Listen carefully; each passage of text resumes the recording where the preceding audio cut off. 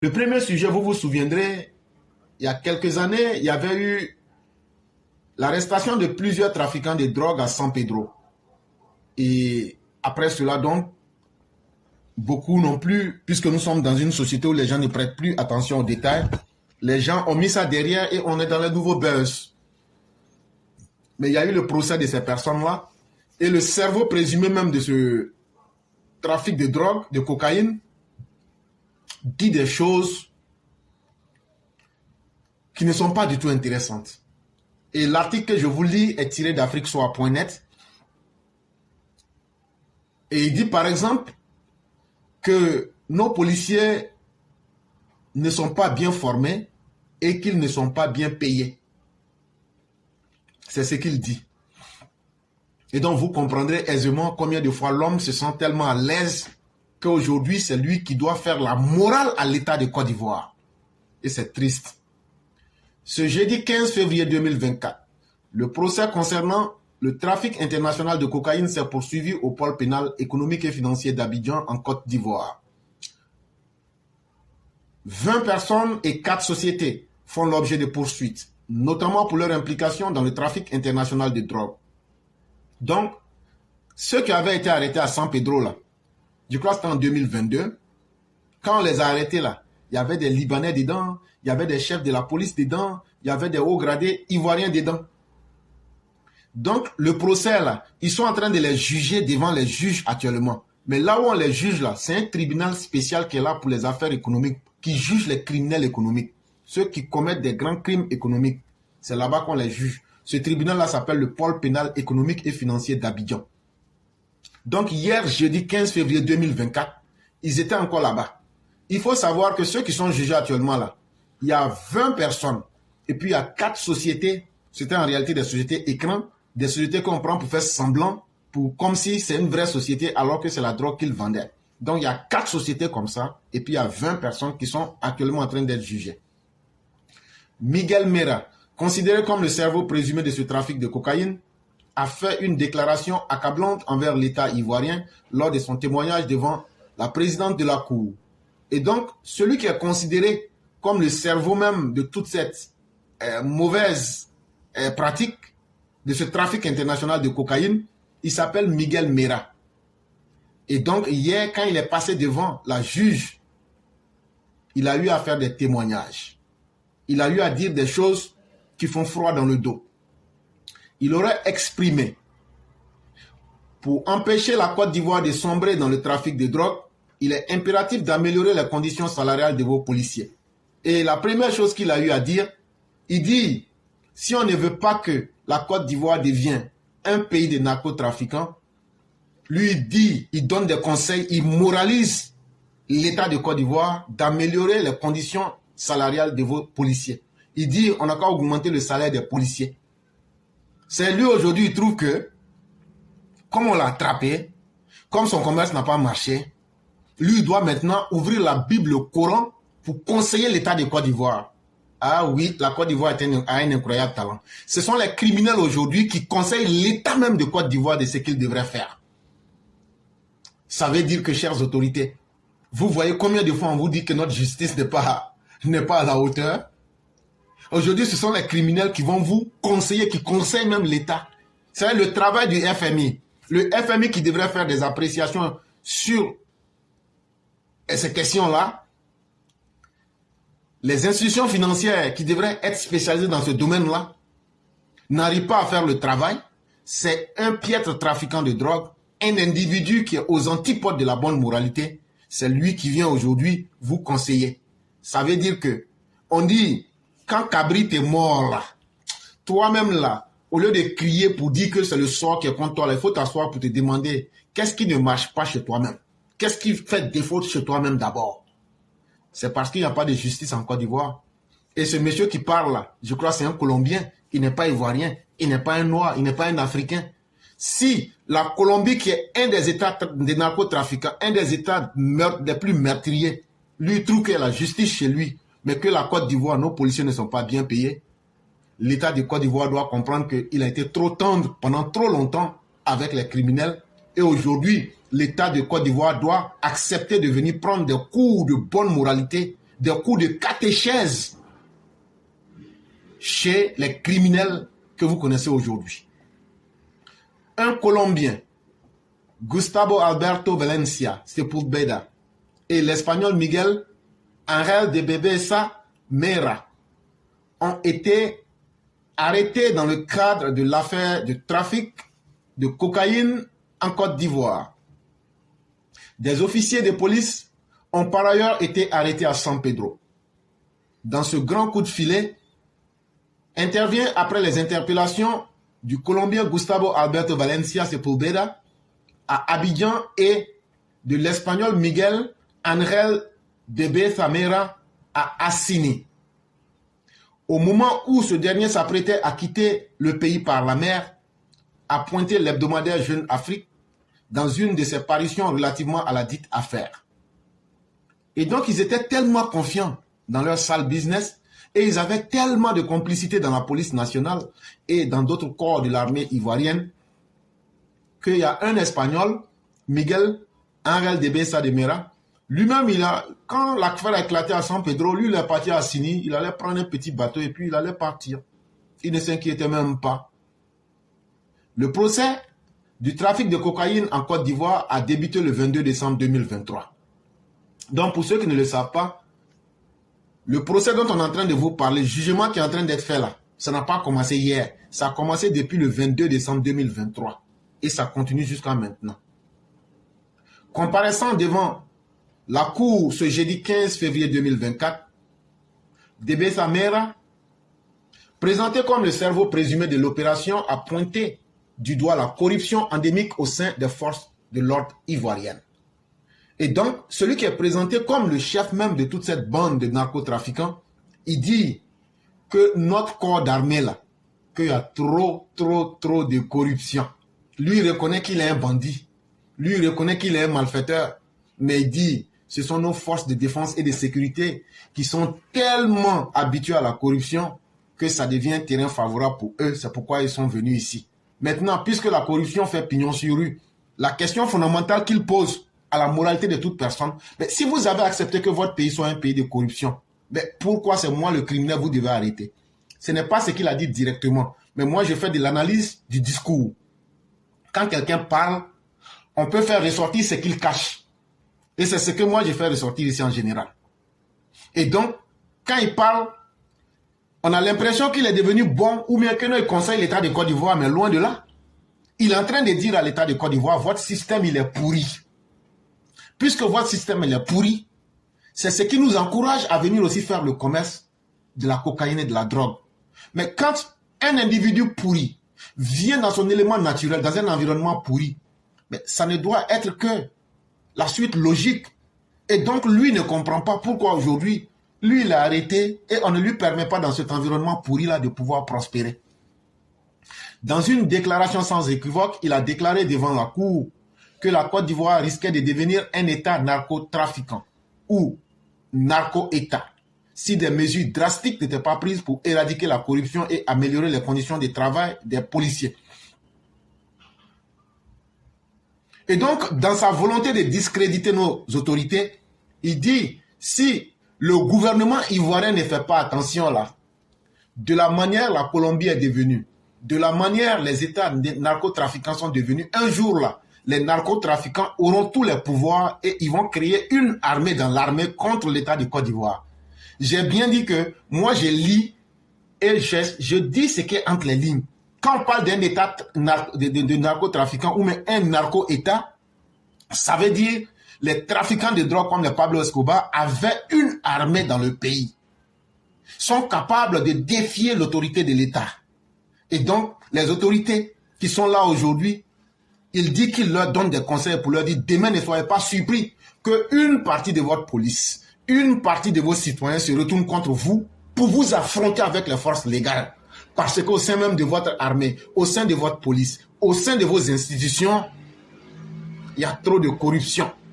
Et comme lui, il est très gentil, il dit qu'il faut augmenter les salaires des personnes comme si ce sont les salaires qui font que quelqu'un arrête d'être un corrompu. En réalité, c'est de la moquerie et c'est une manière de dire qu'il se fout pas mal et qu'il n'a aucun respect pour nos institutions. C'est ce que ça veut dire. Si vous voulez éviter que la Côte d'Ivoire devienne un narco-État, vous devriez mieux payer vos policiers. Le volume de drogue passant par la Côte d'Ivoire a été multiplié par 10 ces dernières années, évalue-t-il. Et donc, un bon spécialiste de la distribution de la drogue dans le monde, il dit, le volume de drogue qui a passé par la Côte d'Ivoire, ça s'est multiplié par 10. Aujourd'hui, il y a beaucoup de boulangeries que vous voyez. Aujourd'hui, il y a des gens qui disent, je suis vendeur de poulet. Si ce n'est pas les fêtes de Pâques, les fêtes de décembre, avec les fêtes des musulmans, là, est-ce que le poulet marche comme ça? Mais lui, il est là. Depuis qu'il a commencé là, c'est 5 poulets. Il y a un poulet noir, un poulet blanc, un poulet rayé. Il y a un poulet bizarre là. Lui, il n'a pas de plumes. Lui, il est dedans. Et puis, il y a un autre poulet là. Lui, là, les plumes de sa queue là ont disparu. Voilà les 5 poulets qu'il a. Ça, on n'achète jamais. Mais lui, il a construit l'étage. Hey, ne nous blaguons pas. Ne nous mentons pas. En Côte d'Ivoire aujourd'hui, là, la drogue, là, ça fait vivre beaucoup de personnes. Que ce soit dans le privé, que ce soit dans le public, là. Il y a beaucoup d'hommes qui vivent de ça. Et ce que le monsieur dit, là, il ne ment pas. Même les transporteurs, quand tu convoies une cargaison de drogue, on vient te proposer, si tu prends la marchandise, là, tu vas déposer à tel endroit, tu as 1 million. Quand tu n'as rien fait, en 5 heures de voyage, tu as 1 million. Il y a combien qui refusent cela? Et ça ne te dit pas que c'est suspect. Et au niveau même aussi des corps aussi, effectivement, c'est la vérité. Il y a beaucoup qui vivent de la drogue. Il ne faut pas se mentir. Il y a des gens qui disent, moi, c'est boulangerie, j'ai fait. C'est boulangerie, pain halal. Tout ça là, c'est du mensonge. La boulangerie que tu vois là, c'est écran de fumée. Donc, ils ont fait ça comme ça. Toi, tu es venu payer pain. On dit pain sucré, pain au chocolat, pain aux noisettes. Avec pain à quoi? Mais on n'a jamais vu pain avec patate, hein, comme les sénoufos là. On n'a jamais vu ça. Mais toujours, ou bien pain avec l'huile rouge comme pour les Yakuba. On n'a jamais vu ça. Mais lui, il arrive là, pain là, on ne paye même pas parce que c'est cher. Mais là, lui, il arrive à être milliardaire. J'en connais d'autres qui disent qu'elles sont des filles très spéciales. Elles ont des salons de massage. Elles ont des salons de pédicure et de manicure. Elles ont des salons de massage. C'est ce qu'elles ont dit. Mais quand on vérifie, il y a combien de personnes qui viennent faire manicure, pédicure? Il y a combien de personnes qui viennent faire massage? Mais toujours est-il que chaque jour que Dieu fait, elles ont des chiffres d'affaires de 10 millions, 15 millions, 20 millions, 30 millions. Et donc, on a pris des filles écrans à travers qui on fait du blanchiment d'argent. Ce n'est pas seulement la prostitution. Au-delà de la prostitution, c'est du blanchiment d'argent. On les utilise parce qu'elles sont du pays pour faire du blanchiment d'argent. Tout le monde sait ça en Côte d'Ivoire. Ce que je suis en train de dire là, tout le monde sait. Vous tous, vous savez. Je ne fais que redire ce que les gens n'ont pas le courage de dire. Mais on nous dit non, avancer, il n'y a rien à voir ici. Et de conclure, fataliste. C'est le hasard qui m'a fait tomber, pas la police, à rapporter le média Le Monde. Et le même monsieur, ce trafiquant l'a dit, que si lui il est tombé là, que c'est le hasard qui a fait que lui, il est tombé. Que sinon, ce n'est pas l'efficacité de la police de la Côte d'Ivoire. Ah ouais, voilà la Côte d'Ivoire que nous avons aujourd'hui. Un criminel qui vient dire, ne pensez pas que ce sont vos institutions qui m'ont arrêté. En réalité, ce qu'il dit là, pour ceux qui savent là, l'information va plus loin. L'information de son arrestation est venue depuis les États-Unis. Je n'aimerais pas rentrer dans certains détails, mais l'information est venue depuis les États-Unis. Et effectivement, ce qu'il appelle hasard là, il sait de quoi il parle et moi je sais de quoi il parle. Parce que ceux qui sont partis là-bas et qui étaient des Américains, qui étaient sur le terrain là, on ne pouvait rien leur cacher. Et l'État de Côte d'Ivoire même ne pouvait plus rien faire que de faire ce que ceux qui étaient venus faire le travail devraient faire. Et donc là, c'est ce qu'il appelle le hasard ici. Ça veut dire une force qui est plus grande que lui, une force qui a été plus grande que l'État de Côte d'Ivoire dans cette affaire-là. C'est ce qui a fait que lui, il est tombé. Sinon là, tant que lui, il était là, si cette force extérieure américaine n'était pas venue là, lui là, il ne voyait pas quelqu'un dans le pays là qui pouvait l'arrêter. C'est ce qu'il est en train de dire aux Ivoiriens. Ni dans le corps politique, ni dans le corps armé de la Côte d'Ivoire. Et qu'est-ce qu'il est en train de dire? Il y a beaucoup de choses qu'on sait qu'on ne dira pas en public. Mais ce n'est pas bon. Ce n'est pas bon. Et donc c'est pourquoi aujourd'hui il a le courage de parler. Et ce courage qu'il a là, il peut dire plus, hein. Et s'il dit plus là, il y a beaucoup de politiciens, il y a beaucoup de hauts gradés et il y a beaucoup de personnes qui vont tomber. Et donc, c'est pourquoi il est confiant. Pour rappel, les 15 et 21 avril 2022, la police a effectué une saisie record de 2 tonnes, 59 kg de cocaïne dans la ville d'Abidjan et de San Pedro, sud-ouest du pays. Cette quantité avait une valeur marchande estimée à 41 milliards de francs CFA. Bien que la provenance et la destination de la marchandise n'aient été précisées, la Côte d'Ivoire est devenue ces dernières années l'un des pays privilégiés pour le transit de la cocaïne entre l'Amérique latine et l'Europe. Et donc, pour ceux qui ne le savent pas, c'est le 15 avril 2022 qu'on a arrêté dans une villa à Cocody. On a découvert de la drogue là-bas. Après, on a découvert le reste le 21 avril 2022 à San Pedro. Et je crois bien que c'était le chef de la police ou bien quelque chose comme ça qui a même été arrêté. Et il y a beaucoup d'autres qui ont été arrêtés. Et quand on a mis toutes ces drogues ensemble, ça faisait 2 tonnes. Ça veut dire 2000 kg et puis 2059 kg. C'est ce que ça faisait. 2 tonnes, 59 kg. Et s'ils arrivaient à vendre là, ça allait leur rapporter 41 milliards de francs CFA. Maintenant, cette drogue que vous voyez là, c'est un lien entre l'Europe et l'Amérique latine. Avant là, ils faisaient ça en Guinée équatoriale. Si vous vous souvenez très bien, il y a eu un coup d'État, un coup d'État bizarre en Guinée équatoriale, mais ça n'a pas pris. Dans la même période d'avril 2022, ça n'a pas pris. Parce que les mêmes Américains qui avaient demandé que certains individus soient arrêtés là-bas, là, ils ont transformé ça pour venir directement sur la Côte d'Ivoire. Et donc les autorités ivoiriennes gagneraient à prendre les propos de cet individu au sérieux et à vraiment s'améliorer pour eux-mêmes. Je vais parler de l'autorité, pour elle-même sa propre stabilité. Évitons d'avoir au sein de notre armée et au sein de notre pays un état de narco. Parce que ça va très mal se passer.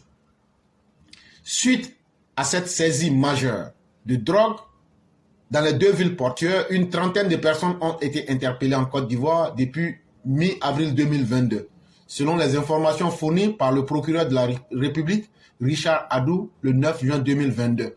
Et donc, ça c'était l'information sur cet événement que nous pouvions donner aujourd'hui. Et donc, on va toujours continuer pour dire aux gens que, en réalité, ce n'est pas le salaire qui est le problème. Quelqu'un peut avoir un petit salaire, mais s'il est de bonne moralité, ce salaire-là va lui permettre de pouvoir atteindre petit à petit ses objectifs. En réalité, voyez-vous, tout le monde est trop pressé pour atteindre des objectifs. Sinon, comme ça, je suis allé en papotant un peu pour chercher un peu à savoir les salaires. Et là, on découvre déjà les policiers en moyenne en 2024, je dis bien en moyenne, ils ont un salaire qui tourne autour de 398 251 francs CFA. Si vous prenez les ajusteurs et les assembleurs, eux, ils ont un salaire qui varie entre 193 950 et 370 663 francs CFA. Les chefs de sécurité, 199 251 et 434 251 francs CFA. Quand vous prenez les gardiens, entre 155 406 francs et 255 888 francs CFA. Les inspecteurs de police, entre 255 882 francs et 495 065 francs CFA. Les instructeurs de conditionnement physique, entre 170 723 000 et 369 302 francs CFA.